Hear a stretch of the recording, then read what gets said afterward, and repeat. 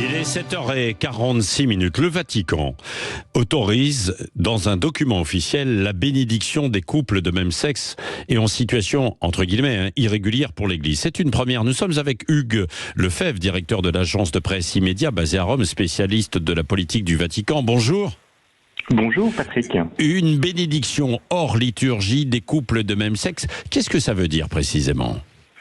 Alors, c'est en effet une petite révolution dans l'Église catholique, puisque même si le pape avait envoyé des signaux en ce sens récemment, c'est la première fois qu'un texte approuvé par lui est aussi clair sur la possibilité de bénir des couples homosexuels. Alors concrètement, le Vatican autorise formellement les prêtres à bénir des couples de même sexe, à une condition, c'est que ces bénédictions ne ressemblent pas à un mariage, puisque l'Église catholique continue d'affirmer que le mariage, c'est toujours entre un homme et une femme qui se choisissent pour la vie et qui sont ouverts à la procréation, donc au fait d'avoir des enfants. Mais est-ce qu'on peut quand même considérer que c'est une sorte d'avancée masquée, entre guillemets, vers le mariage homosexuel, pour la reconnaissance pour l'Église catholique ? Alors, c'est une avancée puisque, en fait, c'est l'aboutissement de 10 ans de réforme du pape François. Peut-être que vous vous souvenez, en 2013, lors de son premier voyage qui le ramenait du Brésil, le pape François avait prononcé une phrase qui était restée célèbre. Il avait dit « Qui suis-je pour juger si une personne est gay ?» et qu'elle cherche le Seigneur avec bonne volonté. Donc là, l'idée du pape François, c'est de sortir d'une logique du permis défendu, une logique de la doctrine mise en avant par l'Église, et plutôt de faire une avancée pastorale et de ne pas refuser à des personnes qui restent dans des situations irrégulières aux yeux de l'Église, et bien de ne pas refuser une bénédiction, c'est-à-dire une aide qui vient de Dieu, qui vient du ciel. Oui, parce que c'était s'écarter évidemment d'un certain nombre de personnes homosexuelles qui peuvent évidemment croire et qui là se sentaient rejetées par l'Église. Absolument.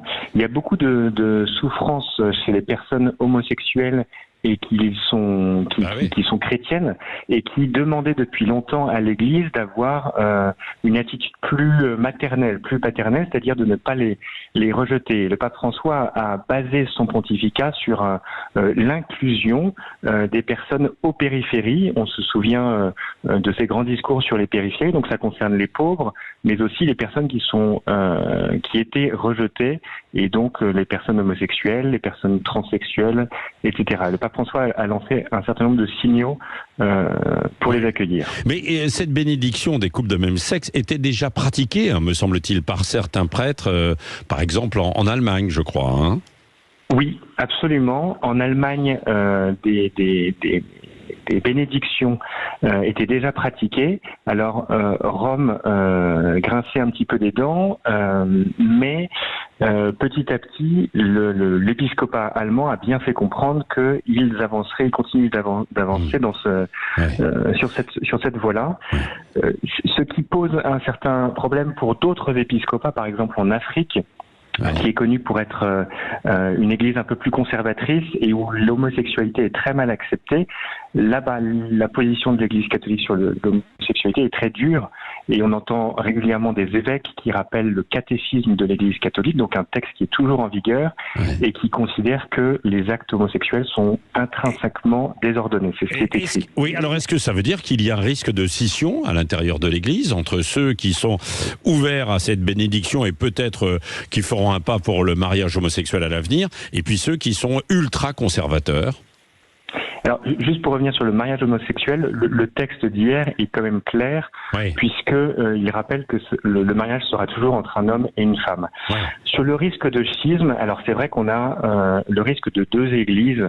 On a cité l'Allemagne qui est déjà favorable et qui pratique ces bénédictions, et puis l'Afrique, mais il y a d'autres régions du monde, par exemple aux États-Unis, où l'église est très clivée entre conservateurs et progressistes.